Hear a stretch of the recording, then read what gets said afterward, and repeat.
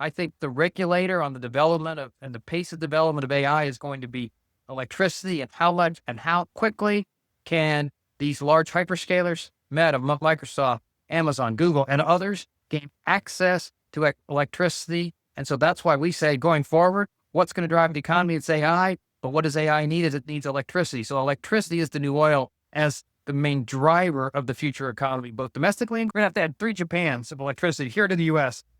between now and 2050. The best investments I've ever made are ones when everything, it seems like it's time not to be investing. Because of U.S. shale technology, the U.S. has become the largest oil and gas producer in the world and the largest energy exporter in the world.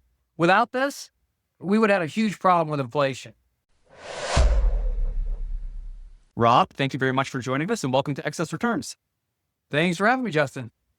Your firm, Tortoise Capital, is an asset manager where you focus and have a long history on investing in energy infrastructure. You guys have a number of ETFs and investment strategies focused on investing in the energy ecosystem. And so we thought you'd be a great person to have on, talk about a number of things, including the state of the energy market here in the U.S., how the mix of oil, gas, and coal and nuclear is kind of all evolving in front of us and developments across all those areas, and sort of this new demand for energy from this AI and data center infrastructure build out that we'll sort of get into. So, it was kind of interesting. I was thinking about this conversation and like 2 or 3 years ago, it seems like energy was like left for dead. Maybe it was like at its lowest percentage of the S&P 500, maybe that's like ever been. I know it's kind of gone up and down over the years, but it's just kind of interesting how things can change quite rapidly in any sector, really. But I think this energy sector is a good example of sort of when changes, both innovation, demand, you got, I guess, different support priorities of the Trump administration, how it can change sort of the outlook and investors' perception of energy. Yeah, no, you're right. You're exactly right. So here's I've been investing in the energy sector 30 years, guys, and this is why I've done it from day one. It's because look, you need energy. You need the energy sector to continue to grow economies. It's in some ways it's just very simple. It's really essential. Now you're right. There was a few years ago there was concern. Not concern. There was the thought was, well, what's the form of energy supply going to be? And I think that's what caused at least in the S&P 500, the energy sector to fall, because in the S&P 500, the energy sector is really represented by Exxon, Chevron, Schlumberger, and a bunch of other more oil-focused energy type of companies that everybody thought, well, oil's going away, and other forms, including renewables and other forms of energy, are going to basically just become the norm. And I think what the world figured out pretty quickly is a couple things. As the economy evolved or recovered at post-COVID, they figured out that the fossil fuel energy, hydrocarbon energy, is really hard to replace for a couple of reasons. First of all, it's really low cost. In an environment where we had a massive inflation coming out of COVID, the one way you can really counteract that is lower energy costs. And so that's been important. The other thing I think what people figured out is, look, you can't just replace this stuff overnight. I mean, for 2 decades, actually longer than that, 3 or 4 decades, fossil fuels, hydrocarbons have represented over 80% of the energy supply. At Tortoise, we study this all the time. We study all energy technologies also, by the way, and not just oil and gas focused. We end up investing in a lot of oil and gas pipelines because oil and gas is and still is the most efficient and most cost-effective way to distribute energy. And we think that, if economies are going to prosper, then you're going to need low-cost energy. And so we project forward and we say, okay, well, 80% of the global energy supply for the next several decades is probably going to be hydrocarbons. Natural gas will lead the charge. Oil will still be important. Coal will still be around. But we're going to need all the above approach. We're going to need more nuclear. We're going to need more wind and solar as well. But that's how we look at things, basically from a macro perspective. Energy is really important for economies to develop. And the last point I would make is the other thing I think that's really important when you look at the energy sector is look, the sector is evolving. There are going to be new fuel supply sources. We get into a little bit more about why it's evolving in a second. But you also have to remember there's a billion people, maybe over a billion people out there, the 7 billion people on this planet that live in I think they call it energy poverty. So they really just don't have access to reliable electricity or energy per capita levels to support a reasonable quality of life. And just to give you an example of that, if you just look at China and India, obviously the two highest populated countries in the world, or amongst the highest populated, their energy consumption per person is fractions of what it is in the U.S. And so as those countries continue to grow and develop and prosper, you're going to see energy demand in the two largest populated countries in the world, or some of the most populated, grow their energy per capita. And that just boosts energy demand as well. So for all these reasons, there's just a lot of exciting things going on in the energy sector. And obviously we'll probably get to several of them as we continue to talk. Yeah, that's great. And maybe the lesson for investors is, when you have these pundits out there saying, the energy sector or whatever sector it might be is not relevant anymore, you can look at energy as a good example to see why, when people are making predictions like that, it's probably not true. Right. And that sectors evolve and go on to live. So anyway, no, that's great. Thanks for that overview. So let's talk about U.S. energy, the mix of energy. So what percentage comes from oil? What percentage comes from natural gas, coal, nuclear, and then renewables, just generally speaking. And then how is this, you kind of mentioned the evolving mix of it. How is that sort of likely to change as we look out maybe over the next 3 to 5 years? Yeah, so we're still probably in the mid-30s for oil and natural gas each, so that they still have the predominant sources. It kind of goes back and forth depending on which source you look at, whether natural gas or oil is the largest energy fuel supply source in the U.S. But they're both very, very, very important. Natural gas has been gaining market share lately, but the remainder, you've got a little bit of obviously nuclear, at least from the electricity side, has generated a fair amount of electricity demand. When you wrap that into the global U.S. demand, it's probably around 10%, but of electricity demand, it's probably double that. And then, wind and solar, of total U.S. of total energy demands, probably single digits. And then the rest is these biofuels and other forms of electricity. But there's no doubt that the drivers have been of energy supply, both now and in the future, will be natural gas.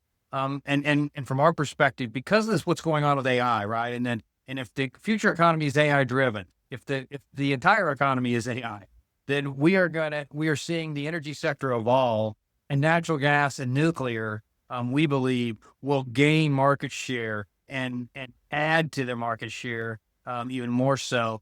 Obviously we think coal could decline. Oil will either maintain or just grow, at a lower rate.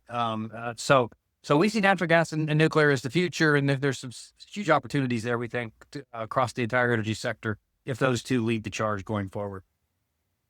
One of the things I know you've quoted here is saying that electricity is the new oil. What do you mean by that? Yeah, that's that. I think that's one of the key things that a lot of people haven't thought about yet. But electricity is the new oil for this reason. So it goes back to what's going to drive the economy, and you need energy to drive an economy. You need energy to grow an economy. And historically, go way back, that's been oil. I mean, you go way back, that was wood. But we won't get into too deep into the history of the fuel supply sources for energy, but oil has been a big driver of both the domestic and global economies, over the last 50 years. Natural gas has gained prominence probably over the last 20 years.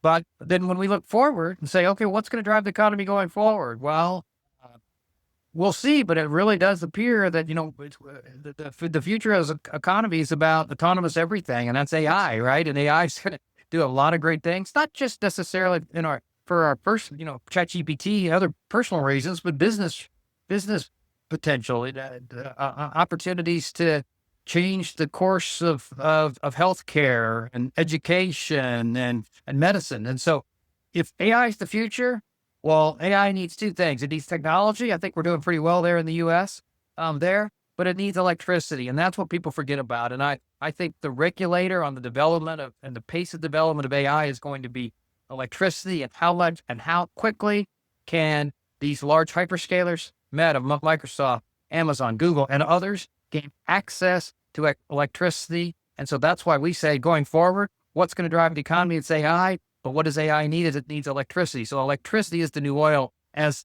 the main driver of the future economy, both domestically and globally.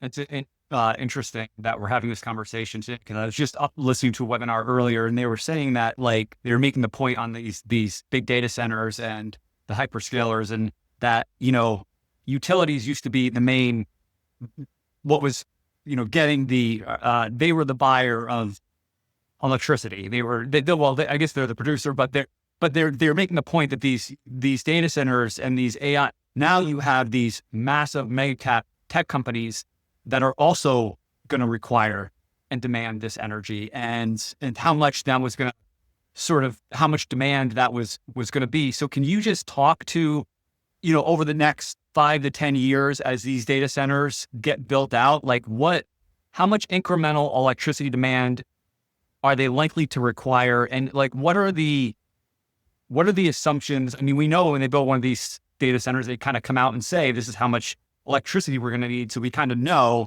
And sometimes you see it and it's like, enough to power millions of households or something. So how much demand are they likely to pull? Yeah. Yeah. So Justin, this is exactly why we just articulated is exactly why at Tortoise, we think it's one of the best times to be investing in the energy sector, is because it's evolving, it's changing rapidly, but it's not just going to change overnight. This is a long duration change that's steady, consistent, and we think it's just a tremendous opportunity for the energy sector. And it's what you just articulated. Yeah. You think about the development of the data centers, they started out as mainframes and on college campuses. And today, we're building these massive structures, basically. Now, architecturally, they're very simple, right? They're boxes, basically, or H's, but and they look very boring. But on the inside, I said earlier, I think somewhere it's like Cape Canaveral. There's just tremendous things going on, and they're building these things bigger and bigger and bigger. A couple examples. I mean, you've heard about Stargate, and Stargate down in Abilene, Texas. That's going to be a massive $500 billion project data center campus, being built by OpenAI and NVIDIA and others.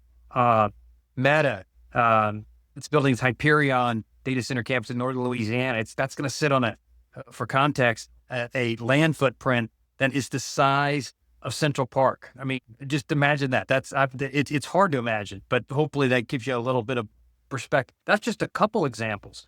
There are data centers popping up all over the place. New Albany, Ohio, Pennsylvania, even here in our backyard. I'm in Kansas City. We've got new data centers come here. So, all that said, there's going to be a lot of activity, as you highlight. Now, the question is how do I frame? How much is that? Okay, so let me try to frame that for you.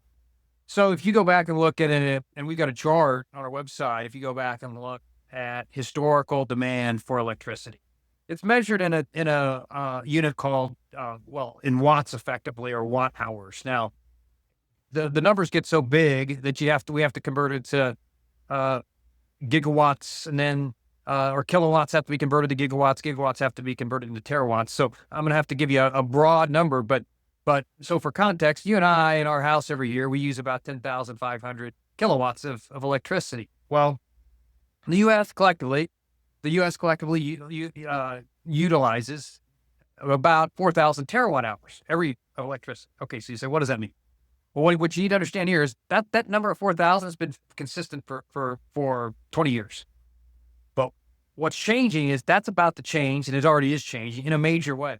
So for the next 20 years and beyond, we're going to have a lot of growth in U.S. electricity demand. And that's going to equate probably to somewhere around 3,000 more terawatt hours of growth. We're going to have to come up with generation. So for perspective, we think that U.S. electricity demand is probably going to grow by 75% over the next between now and 2050. What does that mean? Well, 1,000 terawatts is equivalent to the same amount of electricity generated by the country of Japan to power and keep the lights on and keep the industry going in Japan. Japan's, I think, the 5th largest economic powerhouse in the world. And so we're going to have to add 3 Japans of electricity here to the U.S.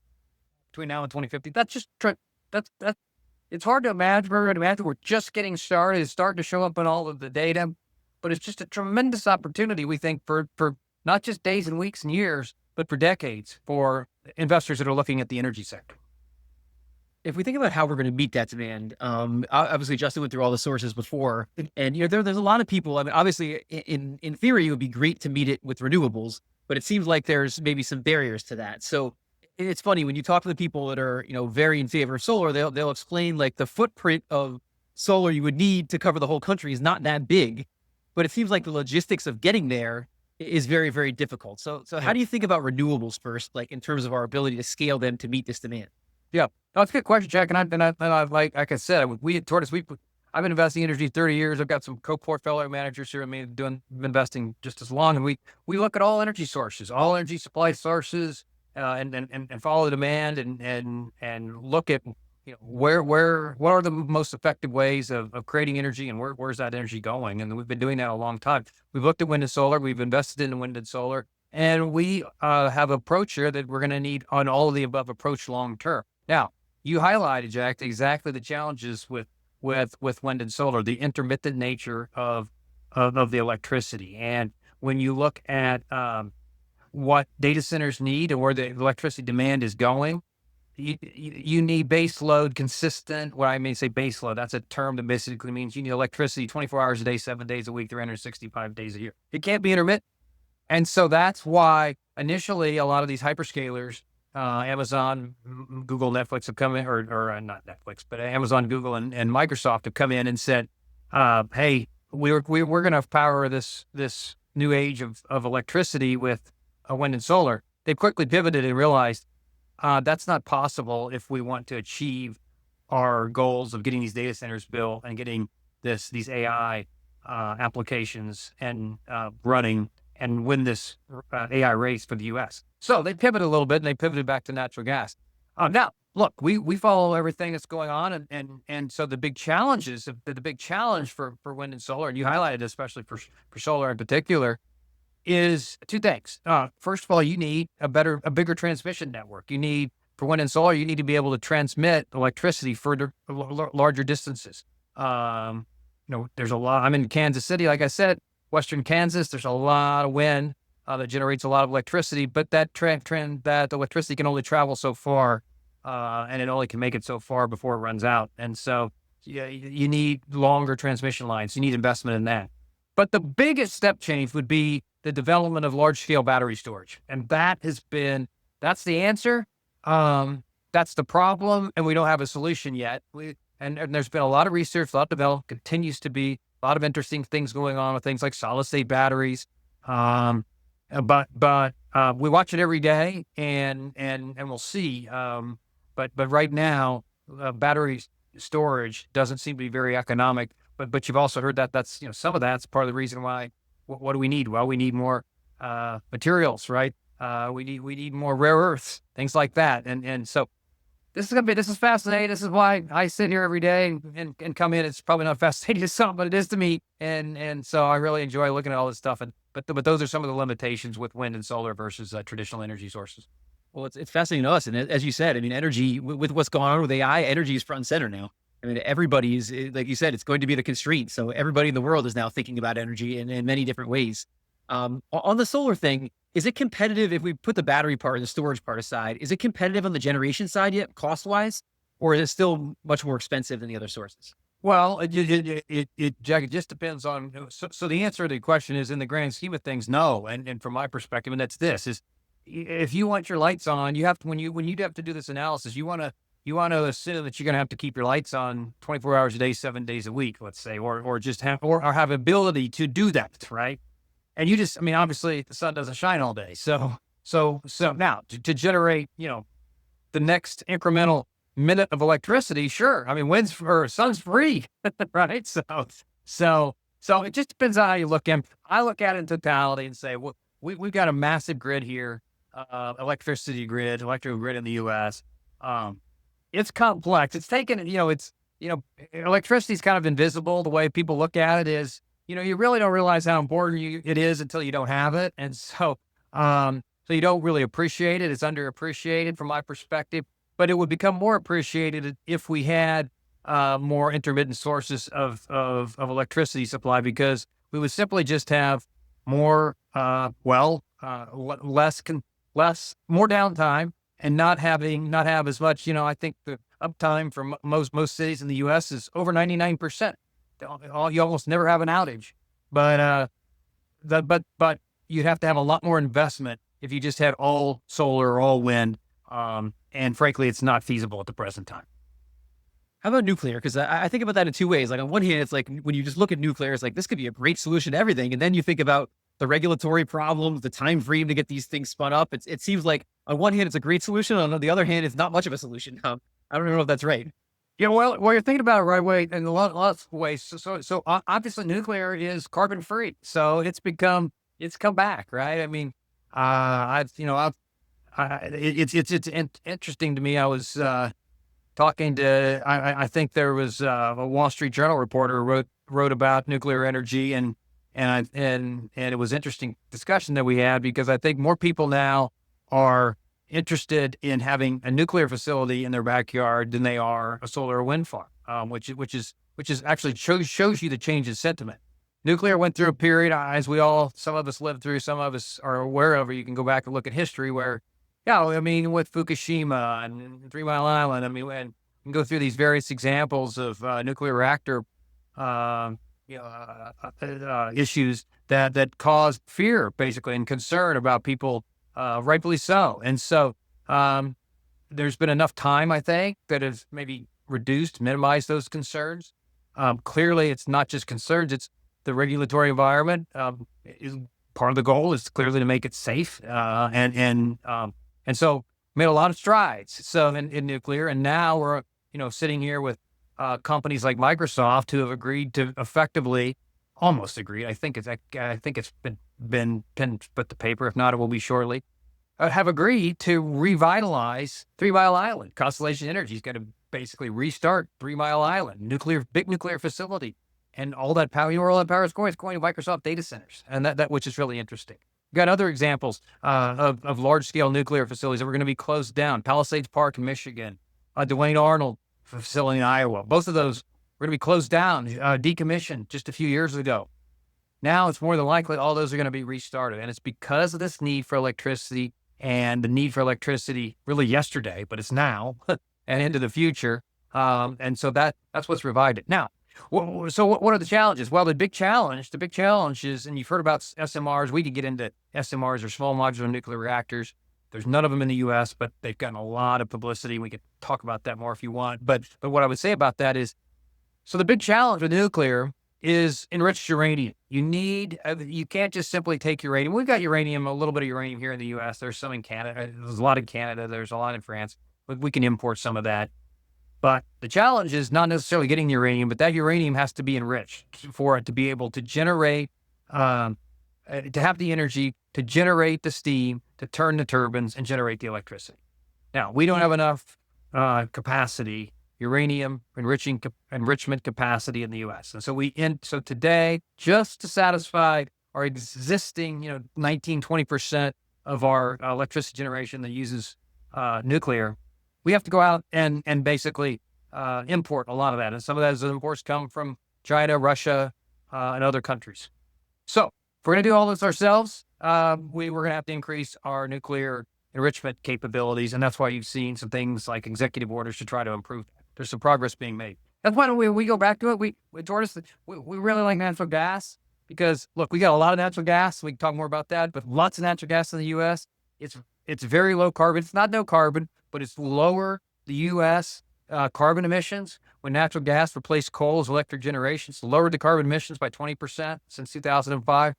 It's been a huge contributor, obviously, to the economy because now we can export natural gas as well, and there's a lot of it, and it's a lot available, and we've got a great infrastructure. So it's just more economic, really, than anything, and it's also efficient, but it's also lower carbon as well. So we just really like the natural gas opportunity for a lot of these reasons. And when it comes down to it, you think oil and natural gas are what we're going to need to use to meet this demand for the most part?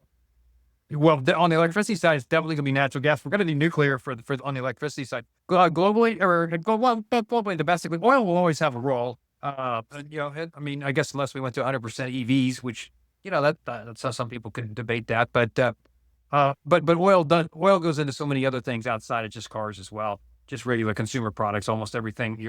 As I look where you guys are sitting, you look around, there's gonna be an oil component to almost all those various products, or a oil derivative product. How do you think about this when we think about it at a high level with inflation? Because it seems like if I go back to economics 101, I've got a lot of demand coming, and I don't know if we can put on the supply fast enough. I mean, is this something where you expect energy prices to be going up over time because of these dynamics? Well, Jack, this is what this you just hit on what I think is probably one of the most underappreciated aspects ever about the energy sector. And the U.S. shale industry, we're all here for it. It was a bad word for a lot of people. Fracking was a bad word, but the U.S. shale industry is probably one of the most underappreciated technologies, and I think one of the most impactful technologies, definitely in the U.S. and maybe in the world for the reason you just articulated. 2005. The oil and gas that were going to continue to be the fuel supply sources of the future were in decline. The U.S. was looking at becoming was going to have to import a lot of oil and gas, a lot more, and that was going to get expensive. But what happened? Well, these U.S. shale producers, these U.S. energy engineers and geologists found this new energy supply source in the U.S. and simply found a lot of it. And it was in the form of U.S. shale. It was a brand new technology, brand new drilling technique. Nobody knew a lot about it. Exxon and Chevron, they weren't investing at the time significant amounts of money. It was these independent entrepreneurs, they call them wildcatters in the oil and gas space, that took a chance. And now, because of U.S. shale technology, the U.S. has become the largest oil and gas producer in the world and the largest energy exporter in the world. Without this, we would have a huge problem with inflation, as you highlight, because energy, oil, natural gas are the foundation. They build everything. I mean, from the foundation, you need a lot of oil and gas, and so those prices go up. The price of the good or service you're buying that use oil and gas going up as well. Instead, what happened is the price of oil and gas come down, and natural gas in particular. Oil, I understand it's a little more volatile. It's not $10 a barrel anymore, but on an inflation-adjusted basis, it's much lower. Said a different way, if we would have never had U.S. shale technology, we would never found this, I can't imagine how expensive oil and natural gas would be right now. Can't imagine how much inflation would be right now. And I can't imagine how much slower both domestic and the global economy would have been. And all of it, we've been able to have a faster growing economy and lower inflation, in my opinion, for a long time because of shale technology. How easy is it to turn on and off? Because one of the things you hear is like when the price goes down, people shut down the capacity and then it takes a while to bring it back on. Is this something that's easier like to scale as we have more demand? Yeah, it is. It's not as simple as flipping a switch, but it's gotten even better. I mean, all closer to that. When I started the industry 30 years ago, you didn't want to do that because you potentially would ruin your well, the well that you were drilling. But that's changed a lot now. There's been a lot more data, obviously, which has led to much improved drilling techniques, much lower cost drilling techniques. And so, they're able to. So you'll see that, right? You'll see when the global oil market or the global natural gas market is oversupplied. We're seeing that right now in oil. Well, oil producers tend to slow down or just shut off and not drill for a while and not produce for a while until the market gets back in balance. You're seeing that in oil right now a little bit, even in the U.S., where I think we'll see U.S. oil production probably be flatten out or even decline next year because the oil price is too low to support that. We've seen that in natural gas, as you just highlighted last year. Oversupplied natural gas, too much, got out of balance. So the U.S. producers stopped producing as much natural gas, production declined, the natural gas market got back in balance, demand started going back up and started to reproduce. So or produce more. So it's not as easy as flipping a switch. I think people take it for granted. It's a really tough business, but it is possible, and it's something that I think we'll continue to see going forward. So if we think at like a macroeconomic level, you wouldn't expect then, we're also always talking on the podcast about the Fed and inflation and, what's driving inflation. So it sounds like you're positive on the infrastructure for energy, but it doesn't seem like you expect like runaway energy prices because of all this demand coming. Absolutely not. In fact, we think oil prices are going down. That'll be good for the consumer. That'll be good for inflation. Um, Natural gas is probably going to go a little higher, but not a tremendous amount because we just have so much. That's the other thing about the U.S. shale revolution. There's a whole bunch of supply out there. There's a whole bunch of natural gas here in the U.S. And oil to a certain extent at the right price. Natural gas, there's a whole bunch at $3.50, $4 and above $5. There's a whole bunch of natural gas you can find in the U.S. Oil at above 80, you can find a bunch of well, not a bunch, but there's more oil to be found. You think about it. I mean, in Canada, you extend that to North America, there's a tremendous amount of oil and gas resource in Canada as well. And now we're starting to find, get back to looking for oil or globally. And, you've seen places like Guyana and other places where there have been discoveries of major oil supply sources. So there's a lot of oil and gas still left to be drilled and found and discovered. And so I'm pretty optimistic about keeping a steady, consistent price and not having energy cause some financial crisis or some economic crisis, I should say, maybe not a financial, but an economic crisis because of runaway energy prices. Going back to demand, I mean, this might be an impossible question to answer, but I'm just thinking in my own head, like we have obviously the total demand for energy across the world, and then we have this incremental thing coming from AI. Like I would assume as a percentage, that's still a pretty small percentage, right, of the total when you think about like the incremental demand coming. Yeah. In the grand scheme of things, yeah, especially when you start putting it in the context of the world, although the world will probably spend some money on AI too. But no, you're talking about single-digit percentage growth.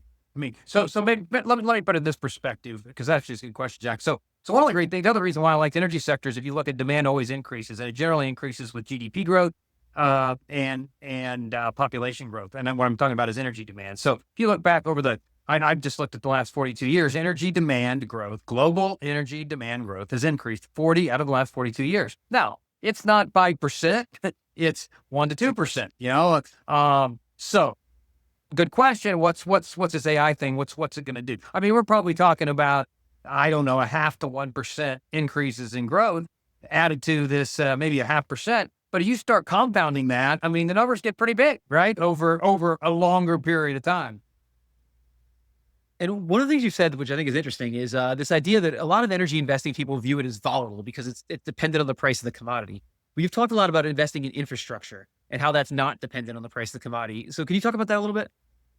Yeah, no, that's a great observation. If you just look at the XLE, the common ETF that a lot of people use that mimics the weights of the S&P 500, yeah, that's what you get. You get a lot of more commodity sensitive oil and gas producers, and some people, that's what they want when they buy the XLE. They have a view on the commodity and that's what they want to invest in. If you want to invest though more in energy because it's the economic foundation that's going to contribute to future economic growth, both domestically and globally, you might want to look at the energy infrastructure sector because the energy infrastructure sector is just simply investing and generating cash flows from the transportation of the commodity. And so a lot of the energy infrastructure companies don't charge or don't benefit from higher or lower oil prices. They basically charge a fee basically to transport the volumes. They're more volume driven, less commodity price sensitive. Now, the reason why I say the infrastructure sector might be a little more attractive is if you look at it, the U.S.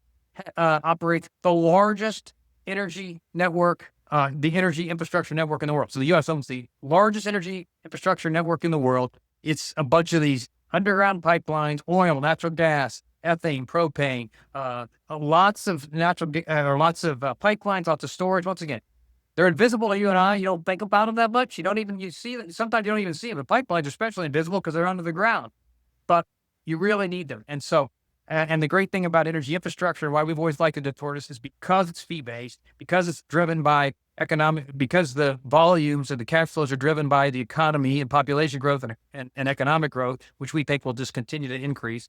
You get steady increases in the cash flows of these companies, and then they return that cash flow to you in the form of a really good dividend and an increase in the dividend. So you can get 5% dividend yields or more from energy infrastructure companies that are going to grow 3 to 5%, which is Obviously, if you're investing in the S&P, you're going to get what, a 1.2, 1.3% dividend yield, maybe similar type of growth. So anyway, so investors looking for yield, this has typically been, or income, this has typically been a good place for investors to hang out and then also benefit from rising markets as well. They're almost like Buffett, the Buffett toll bridge companies, where they transfer, they got to pay the toll to get the energy to where it's going to be, and that's how they make their money. They do. They have a little bit more risk than that, but you're right. They're very close to that. I was just thinking when you were talking about like how far we've come as a country, when you're talking about all the energy infrastructure in the U.S., like relative to when I was a kid, and we were worried about the wars in the Middle East because that was our main supply of energy. I mean, the U.S. is a net exporter of energy, correct? At this point, That's correct. Yeah, that's right. The largest exporter of energy in the world. yeah, just amazing thinking about that in the context. I mean, it's a long period of time, but it's in the scheme of history, it's not, and we've come a long way. That's all shale, Jack. That's my point. You made my point. That it's all shale. It's all because of shale technology.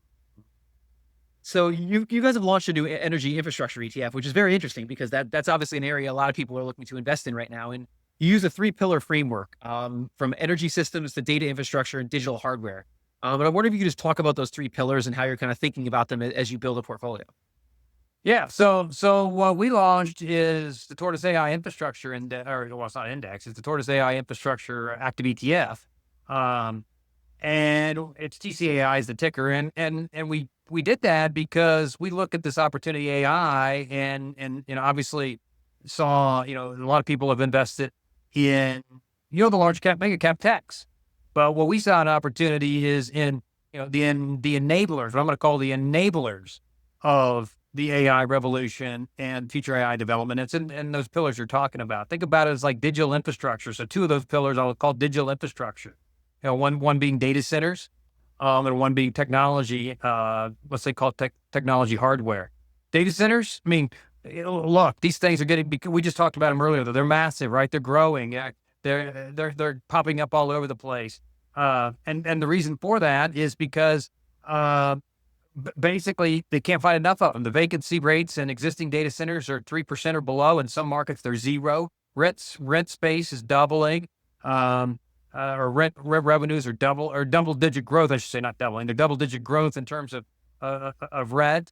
You're seeing longer duration contracts for existing data centers. So you're just seeing huge demand for these type of these companies, and so that operate these data centers. And we're just building even more and more because what happens? NVIDIA is building more powerful chips. So that's and they're trying to get into these data centers. So we like the data center element. We like the technology infrastructure of it because once again, what we think is that AI doesn't run on chips alone. It runs on the infrastructure, the technology infrastructure. So as much as you need the NVIDIA chips, and there's no doubt we need that technology, but those NVIDIA chips basically don't only work if you have the data storage devices inside these big data centers to feed the chips so that they can parallel process that data. This AI only works if you have network switches that quickly and rapidly communicate across fiber optic cables across all these various data centers, in some cases across the world, to get our answers to our ChatGPT questions or whatever chatbot you want as fast as we can. And so that's the type of thing we're investing in. Cooling infrastructure is another thing. You got to keep all that's great. You got a lot of big investment in these big data centers and all of this great technology. Well, you know what you got to do? You got to keep it cool. You don't want it to burn up.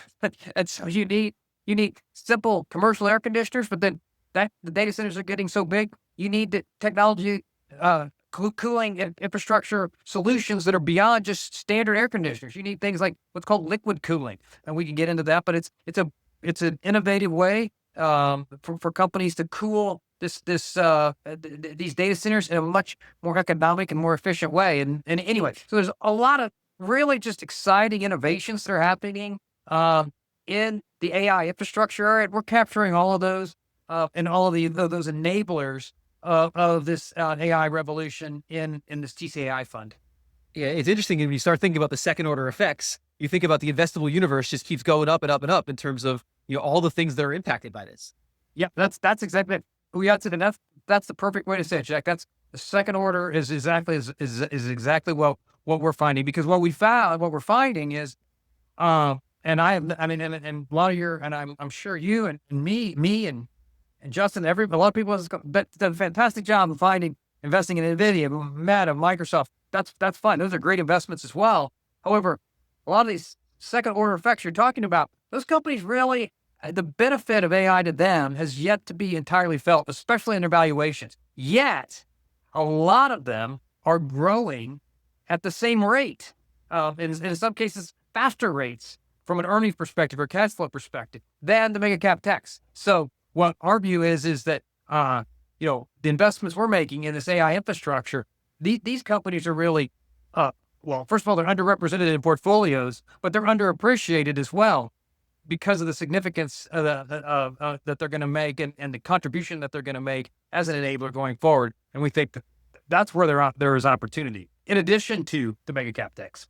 So I think a decent group of them would be maybe companies that are not traditionally considered energy companies. As you think broader. Yeah. Yes. Yeah. No. So yeah, let me expand on that a little bit. Yeah, that's a good question. So when we think about digital infrastructure, we think about data storage devices, right? So companies like Seagate, right, or Western Digital, those aren't energy companies, but they're infrastructure companies that and you look at these data centers in these data center complexes and these data campuses that these data centers have. There's millions and millions and millions of data storage devices, network switches, right? That's a really, important area, right? You got to have hundreds of thousands of network switches. Arista Networks is one of the big providers there. Cooling. There's some really cool stuff going on in cooling as well. Companies like Modine and Vertiv, you might not have heard of them. Some people have. You talk to those companies, they've been around in some cases for almost 100 years, I think in Modine's cases. Now look, but you know what they are? They're innovating. They're innovators because they've innovated, and they're not doing the same thing they were doing 100 years ago. They're actually front center at this liquid cooling, which is a really kind of cool new technology, and they've created it, and they're installing it. And they're the go-to liquid cooling experts. That's not what they started out to be, but that's what they are now because they're innovators. And so there's just a lot of innovation going on. Now, I'm not even talking.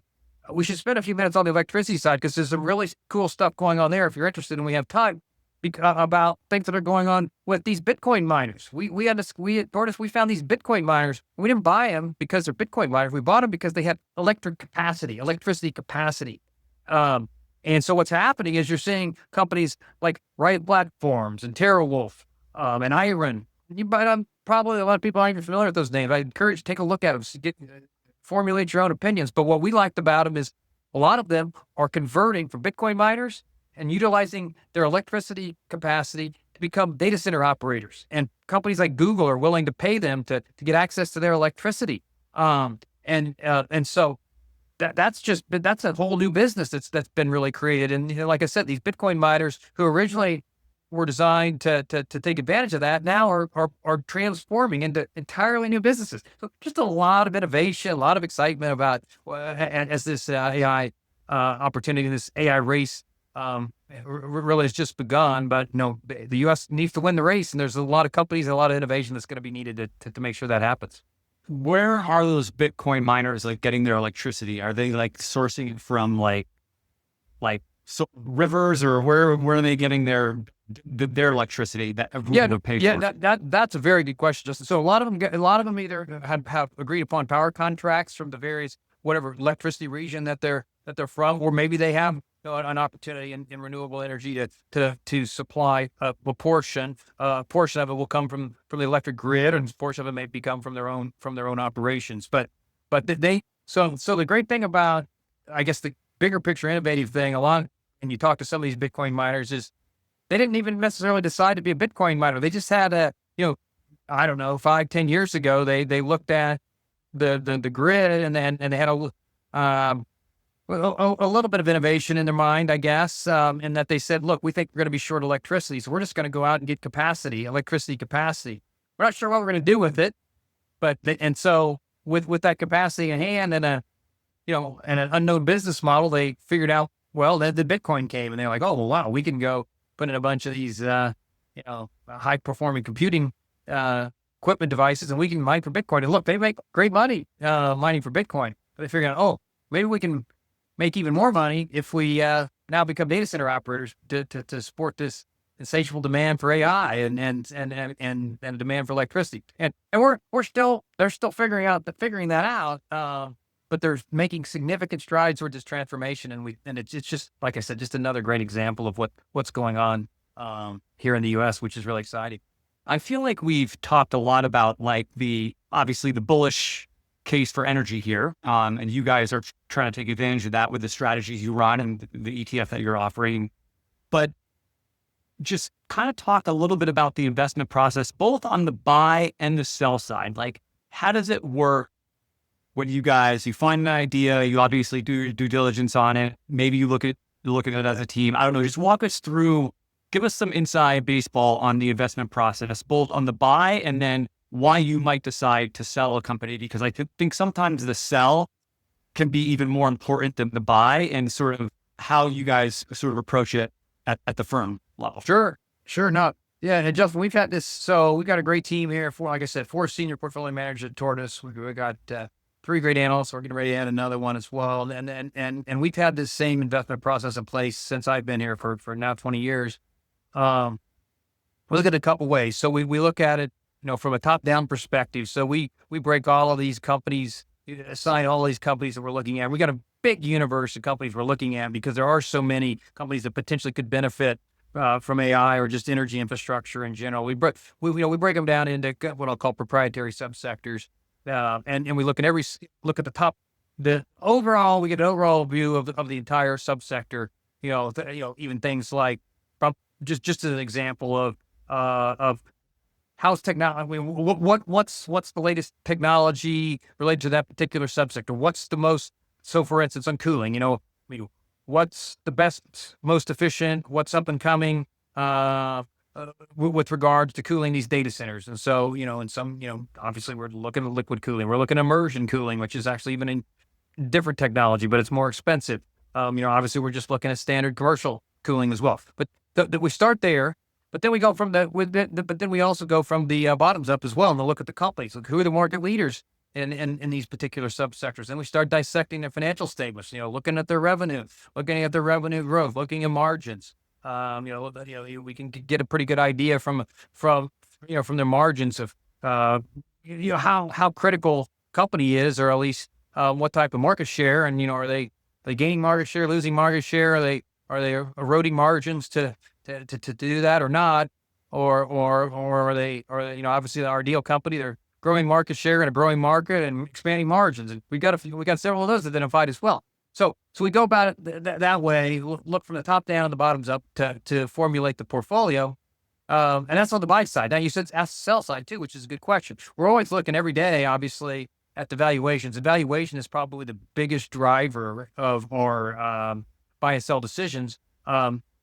And looking at every single one of these, stocks in the universe, relative to an alternative. And so, sometimes, in this market, the market values certain things, higher valuations than others. Right now, as semiconductors are valued at a pretty high valuation. Data storage operators, a little less. Much less, actually, much less. So that's an example of, well, maybe we would sell a semiconductor company and buy a data storage operator. So there are always opportunities like that. Obviously, you got to evaluate not only just the current valuation, but the growth and then the perceived market growth as well. When we hear the risk of our U.S. of our power grid, you kind of sometimes you might hear there's kind of a cybersecurity threat to the grid, but then there's maybe just an infrastructure risk because there's too much demand, or maybe it's dated. I don't know a lot about this, but I know I live in Connecticut, and I always see I look out my window here, and there's power lines and wires all over. And as we live in an old part of the country where our lines aren't necessarily buried, and so it seems like it's very antiquated to me, but I don't know enough about it. Is there a real risk to our overall grid? I mean, do we need a big major power grid upgrade in this country, do you think?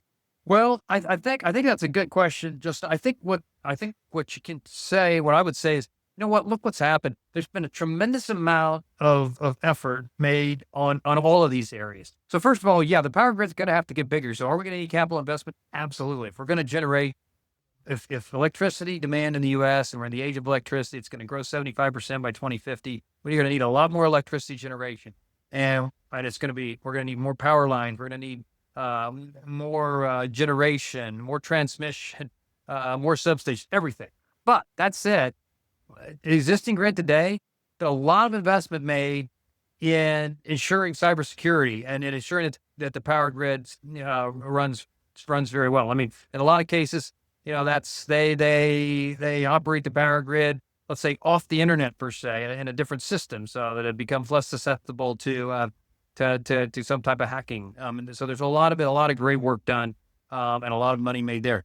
They call it hardening the grid is the other thing. So to try to prevent outages and these outages lasting as long. I think there's been a lot of success there. I don't have the statistic, but I just think I know this has been a real big emphasis.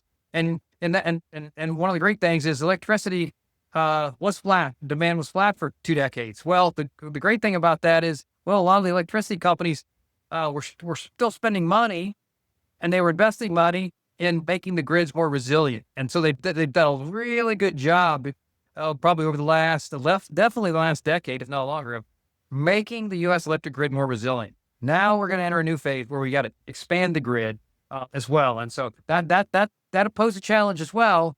But, I think these companies are up to it. And that's opportunities we've got a lot of great companies out there like Quanta Services and Mastech and others who build these grids, and expand and build these electric grids. Keywood, Black Beach. I mean, there's a lot of great contractors here in the U.S. that are more than capable of continuing to expand the growth in the grid going forward. Ron, I think we've just kind of scratched the surface here with you, but because there's so much obviously to talk about, and we're kind of doing this condensed masterclass, I guess, in 60 minutes or less. But so hopefully we can have you back on in the future and talk more energy and the developments in the sector. But before you go, we like to ask her 2 standard closing questions, and hopefully these will be pretty quick here for you. But the first one is, what's the one thing you believe about investing that most of your peers would disagree with you with? Oh gosh, what do I believe that most of my peers would disagree with? You know what? Well, I think, I'm a big believer in energy, and I'll tell you what, as you highlighted, not a lot of people like investing in energy for whatever reason. I mean, I got a lot of friends that are portfolio managers of larger funds, and I try to convince them that, you really need to have an allocation to energy, because energy and energy infrastructure offer some of the best risk-adjusted returns. And that's probably what they don't agree with me about is that. And I firmly believe, and my colleagues here do as well, that what we're doing at Tortoise, we're trying to find the best risk-adjusted returns in the market. And we believe energy and energy infrastructure, and now AI infrastructure and digital infrastructure, is a place for that as well. Because in a lot of cases, the absolute need for energy and infrastructure going forward, that the cash flows are going to be steady, consistent. Maybe it's boring, but that's okay, because you're going to get this steady dividend yield that grows if you're investing in energy infrastructure. And then if we're investing on the other side, more in that digital infrastructure, you're getting a little more growth, maybe not as much yield, but still you're investing in these absolutely essential businesses that everybody needs. And that's good. It's one thing we didn't talk about, which is dividend yield. So most of the holdings are kicking off some income. Most of them are kicking off a dividend yield. It depends on a product. So we have in our energy infrastructure product, yes. In our TCAI fund, no. I mean, they're just growing their earnings per share. Gotcha. And the last question is, based on your experience in the market, what's the one lesson you teach your average investor? I'm guessing it might be like invest in energy, but go ahead. I'll let you. Well, outside of that, you know what? Yeah. I tell this to everybody. The best investments I've ever made are ones when everything, it seems like it's time not to be investing. And I mean, I'm not the only one that tells you this. I mean, Warren Buffett and other. I mean, when it just feels terrible, it almost feels terrible. Like I should be investing in this now. You got to do your homework. But if you have strong conviction, but when everybody's going one way, then it's time to be buying it, because you can easily see. It's not easy to see at the time, but I've seen it so many times when it seems like the worst time to be investing. It's actually the best time to be investing, because if you got a good business and a good company that's absolutely essential. I've seen it in energy. I saw it in 2000 in energy. To a certain extent, we saw it in these Bitcoin miners. In our most recent example, where it doesn't feel like, or everybody felt like you're going away from these businesses, but then it's time to be buying these stocks And if they've got a good fundamental premise and a good management team and an improving balance sheet, well, then you're probably going to make some money. And that's when I've probably been the most successful here at Tortoise with those type of investments. Good stuff, Rob. Thank you very much. Really appreciate it. Thank you for having me. Thank you for tuning into this episode. If you found this discussion interesting and valuable, please subscribe on your favorite audio platform or on YouTube.